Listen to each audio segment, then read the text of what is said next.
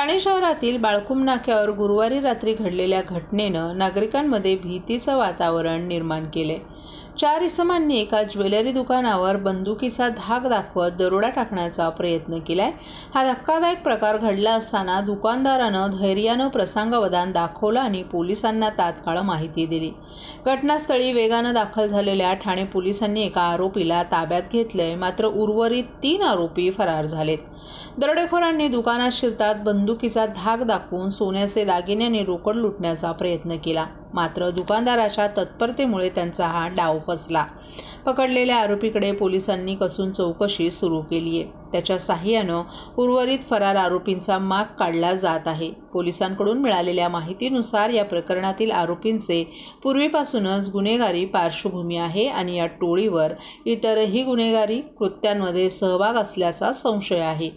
ठाणे पोलिसांनी या घटनेची गंभीर दखल घेतली असून शहरात सुरक्षा व्यवस्था अधिक कडक केली आहे। या घटनेनंतर बाळकुम नाक्यावरील व्यापारी आणि नागरिकांमध्ये भीतीचं वातावरण पसरले।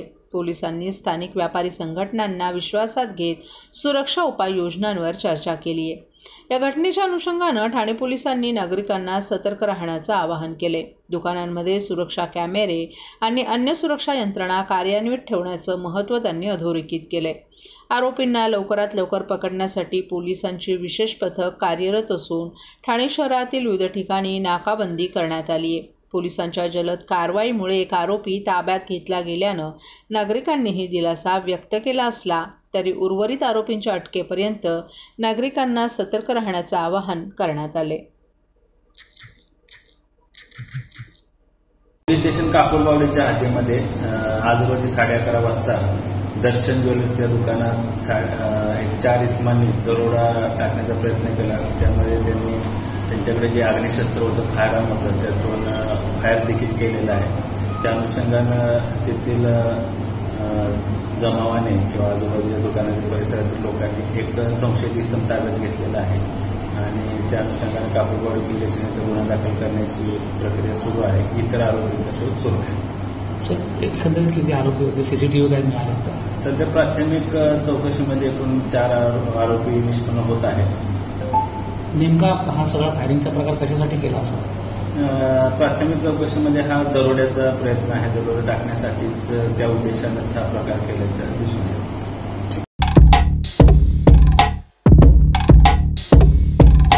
महाराष्ट्रातील भगिनींना आधार देणारी राज्य शासनाची मुख्यमंत्री माझी लाडकी बहीण योजना। या योजनेअंतर्गत अल्प उत्पन्न गटातील 21 ते 65 वयोगटाच्या भगिनींना मिळणार दरमहा 1500 रुपयांची मदत। अर्ज करण्यासाठी 31 ऑगस्ट 2024 पर्यंत मुदतवाढ। कुटुंबाचं वार्षिक उत्पन्न 2.5 लाख रुपयांपेक्षा कमी असलेल्या महिला पात्र। कुटुंबाकडे पिवळं किंवा केशरी रेशन कार्ड असल्यास उत्पन्नाचा दाखला आवश्यक नाही।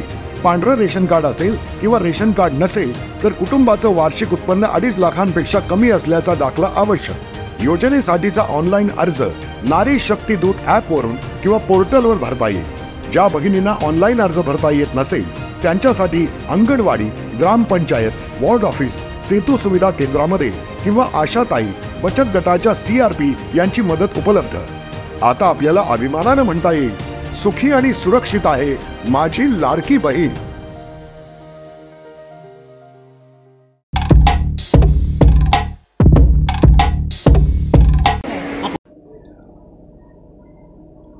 उद्धव बाळासाहेब ठाकरे पक्षाचे प्रमुख उद्धव ठाकरे यांच्या ताफ्यावर नारळ फेकण्याचा प्रकार समोर आला होता। या प्रकरणी मनसे नेते अविनाश जाधव यांच्या विरोधात गुन्हा दाखल झाला असून पोलिसांनी त्यांना नोटीस बजावली आहे। तसंच त्यांना तपासकामी हजर राहण्याचे आदेश नोटीसमधून देण्यात आलेत। शिवसेना उद्धव बाळासाहेब ठाकरे पक्षाच्या वतीनं शनिवारी भगवा सप्ताह या कार्यक्रमाचं आयोजन करण्यात आलं होतं। या सप्ताहासाठी उद्धव ठाकरे हे ठाण्यात आले होते। त्यांच्या वाहनांचा ताफा नितीन कंपनी परिसरात आला असता मनसेच्या काही कार्यकर्त्यांनी त्यांच्या ताफ्याच्या दिशेनं नारळ फेकले होते। या घटनेनंतर मनसे नेते अविनाश जाधव यांनी समाज माध्यमांवर एक चित्रीकरण प्रसारित केले। तसंच हल्ला मनसेच्या कार्यकर्त्यांनी केल्याचं म्हटलं होतं। त्यानंतर अविनाश जाधव यांच्यासह नारळ फेकणाऱ्या मनसेच्या कार्यकर्त्यांविरोधात नौपाडा पोलीस ठाण्यात गुन्हा दाखल करण्यात आला होता। दरम्यान नौपाडा पोलिसांनी अविनाश जाधव यांना नोटीस बजावून त्यांना तपासकामी हजर राहण्याचे आदेश दिलेत।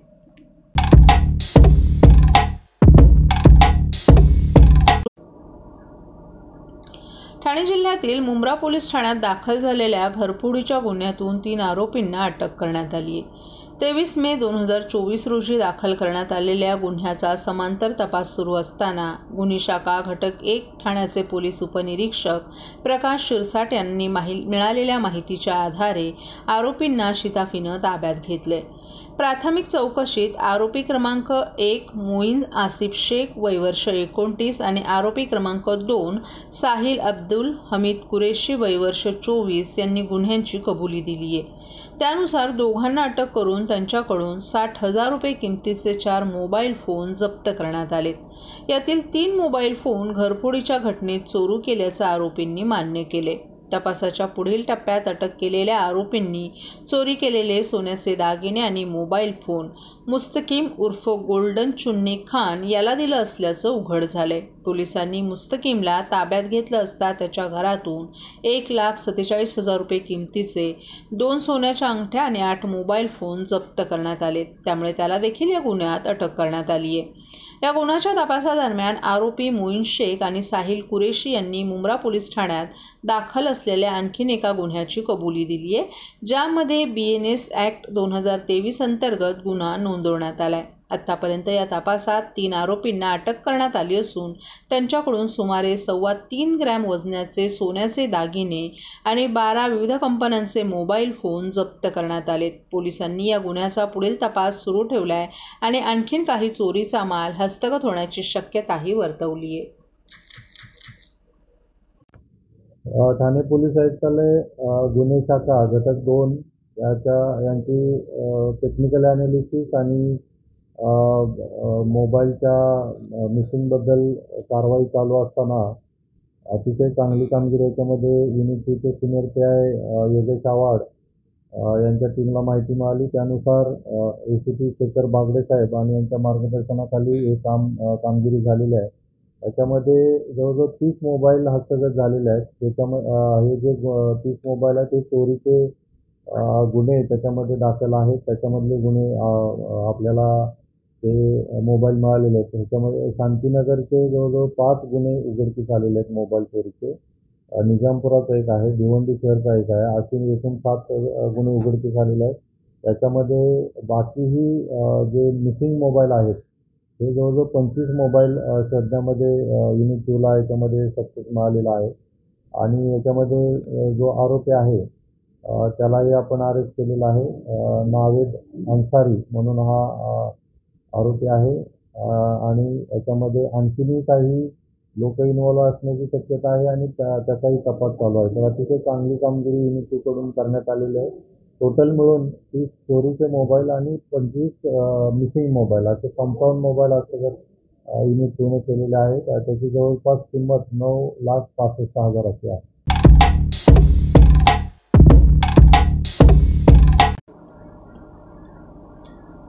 78व्या स्वातंत्र्य दिनाच्या सोहळ्यानिमित्त ठाणे जिल्हाधिकारी कार्यालयाच्या प्रांगणात गुरुवारी 15 ऑगस्ट रोजी सकाळी 9:05 जिल्हाधिकारी तथा जिल्हा दंडाधिकारी अशोक शृंगारे यांच्या हस्ते ध्वजारोहण होणार आहे.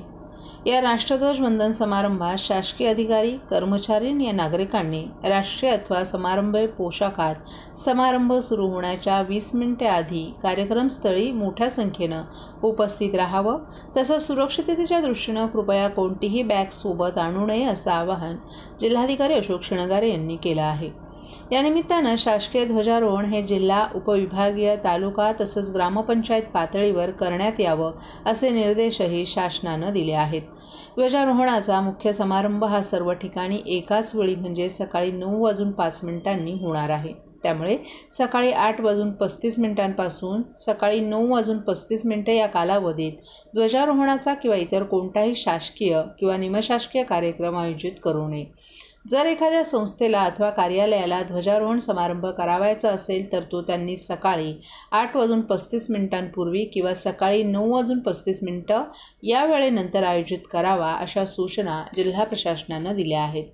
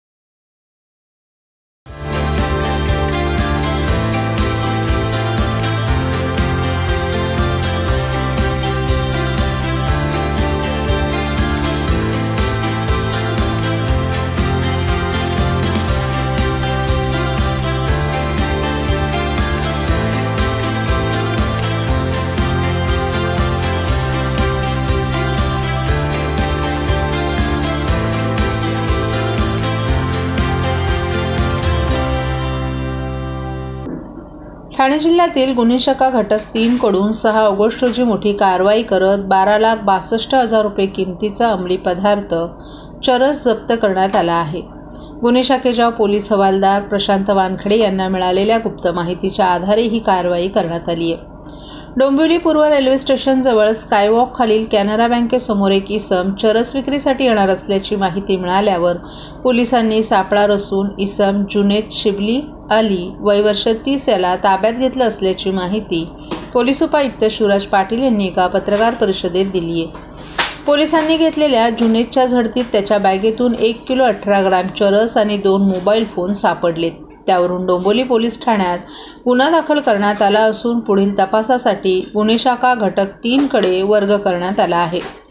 अटक आरोपी जुनेदनं चौकशीत त्याच्याकडे सापडलेला चरस हा पदार्थ बिहारमधील पूर्व चंपारण जिल्ह्यातील रक्सोल येथील बबलूभाईकडून विक्रीसाठी आणला असल्याचं सांगितले। तर पुढील तपासादरम्यान जुनेदनं त्याच्या मुंब्रा येथील मित्राच्या खोलीत अजून चरस असल्याची माहिती दिली। त्यानुसार गुन्हे शाखेच्या पथकानं तेथे जाऊन 1 किलो 23 ग्रॅम चरसही जप्त केलाय। आरोपीनं आणखीन कबुली दिली आहे की 1 किलो चरस सैराट उर्फ राहुल अण्णा गृहिले या व्यक्तीला विक्रीसाठी दिला आहे। या प्रकरणात एकूण 2 किलो 41 ग्रॅम चरस ज्याची बाजारात किंमत 12,48,000 रुपये असल्याचा मुद्देमाल जप्त करण्यात आलाय। पोलिसांनी या प्रकरणी अधिक तपास सुरू ठेवला असून इतर आरोपींचा शोध सुरू आहे।